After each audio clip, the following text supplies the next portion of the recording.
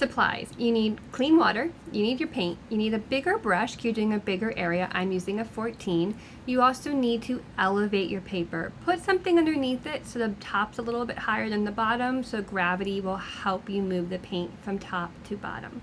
Next, you need to make enough of that color to cover about half the paper. So I'm using a little white dish and I'm just going to make enough paint to cover the area. I'm also going to use a spray bottle. It adds water a lot quicker because I don't want to dirty my clean water. So I did dip in once to get it going, but I'm not putting my brush back in, which is why I switched to the spray bottle.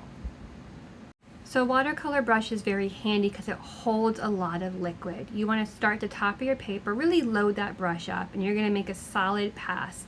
So you can kind of see this bead of color forming on the bottom of the color. I call that the drip. You need a solid drip. You're going to be moving that drip of paint from the top to the bottom. So once you get enough paint, you're going to switch to water.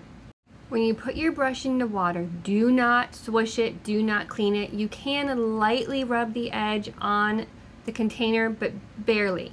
So your trick is you don't want to clean it because you don't want to get that blue out of your brush. You just want to slowly add the water to your brush. That will help with the transition. So as I'm adding the water, I'm moving that drip from the top of the paper down. Do not go back up. You're just going to keep moving that paint down while you're slowly adding water to that mix. So you're going from a heavy blue drip to a slowly watered down drip, and that's how you're getting that transition. And you had the paper elevated, so gravity is your friend, helping that paint go downwards. Now fast forward to the end, so hold on.